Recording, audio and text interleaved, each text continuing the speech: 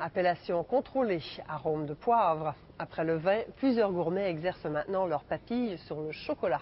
Depuis quelques années, les Québécois boudent les friandises chocolatées très sucrées pour découvrir le chocolat noir auquel on prête toutes les vertus. Mais attention, la modération a là aussi bien meilleur goût. Bertrand Hall nous entraîne à la découverte du chocolat nouveau. Vous me regardez, il faut regarder le chocolat. Allez, les mains! Wow! On va faire une activité de chocolat aujourd'hui pour la fête de qui? C'est à qui la fêter? Que peut-on offrir à une jeune fille qui fête ses 10 ans? Et pourquoi pas un atelier de groupe, tout ce qu'il y a de plus professionnel, sur une matière qui, disons-le, est loin d'être la plus rébarbative. Avez-vous déjà mis vos mains dans le chocolat?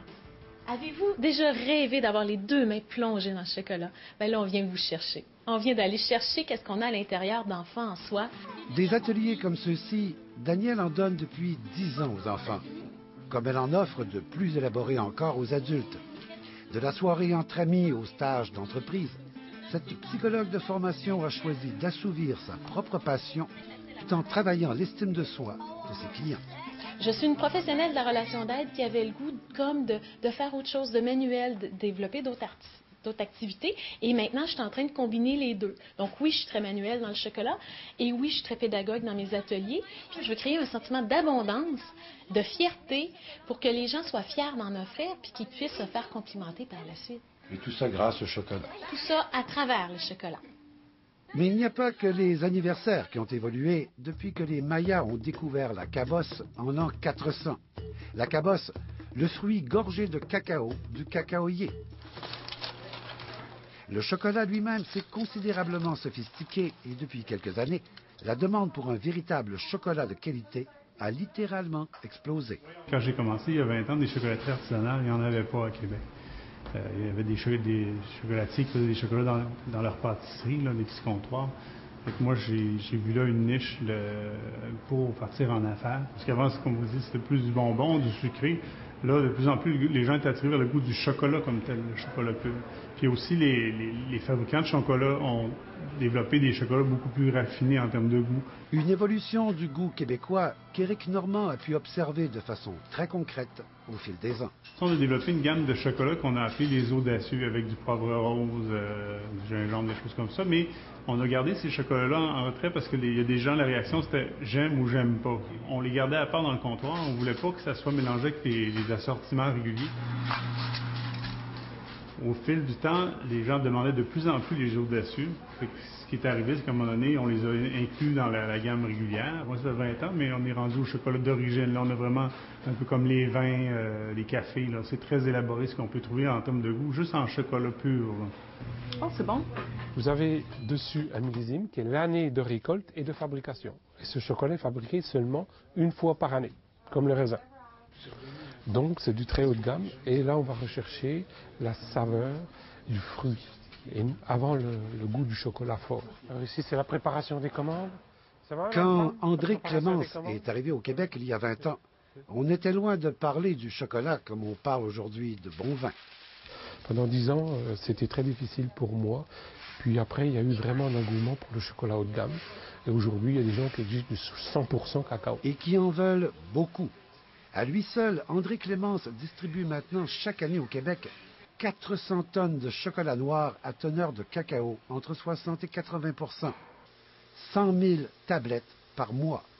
Mais encore une fois, oubliez la confiserie bon marché. On parle carrément cépage et haut savoir-faire. Qu'est-ce qu'un grand cru de chocolat? C'est exactement comme un vin. Ce sont des plantations avec appellation contrôlée. On a planté des cacaoyers spécifiquement pour leur qualité, leur saveur. Ces fèves de cacao sont traitées différemment, ne sont pas mélangées avec toutes les fèves de cacao pour obtenir un premier grand cru de chocolat. Exactement comme un raisin d'un grand cru d'un vin. Puis le cacaoyer est un arbre extrêmement fragile. Premièrement, c'est un arbre qui fait les fleurs et les fruits en même temps, qui vit à l'abri de la forêt vierge. La forêt vierge la protège, mais c'est un arbre très fragile qui est susceptible d'avoir beaucoup de maladies. Donc, on a des bonnes et de mauvaises années comme les vins. La fabrication du chocolat est aussi un art très complexe, tout comme celle du vin. Et les grands chocolatiers du monde en pleine expansion commencent même à voir les multinationales de la confiserie obligées de modifier leurs produits. D'après les statistiques, les barres chocolatées stagnent, les ventes stagnent. Et ce qu'on appelle, nous, le chocolat premium, le chocolat haut de gamme et de qualité, on a des augmentations, des progressions de 30% par année. Pourquoi? Parce que les gens découvrent des goûts, des saveurs, comme les vins, et donc préfèrent déguster en petite quantité plutôt que d'acheter en grande quantité et de moins bonne qualité.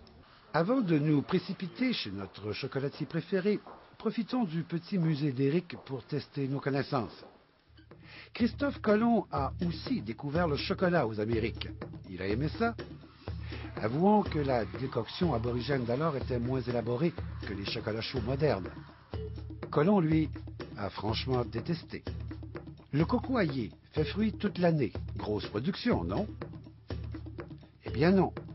Qualité, mais pas quantité. À peine 1 à 2 kilos par an et par plant. On prête au chocolat beaucoup de vertus, c'est vrai? C'est un aliment très énergétique. C'est très riche en fibres, autant qu'un pain de blé entier. C'est très riche en protéines, c'est des protéines complètes. C'est un antidépresseur aussi. Il y a même des parties qui sont bonnes pour les dents. Là, on parle toujours de chocolat noir, là, le plus amer possible. Là. Il y a juste des bonnes choses. Bonne avec bien sûr une modération certaine. Mais après tout, le chocolat à lui tout seul, c'est bien la fête, non? Hey, qu'est-ce qu'on fait avec le restant de chocolat, vous autres? Qui aime pas le chocolat? 9 personnes sur 10 aiment le chocolat, le 10e m'en paraîtrait-il. Le chocolat, c'est quelque chose qui rejoint tout le monde.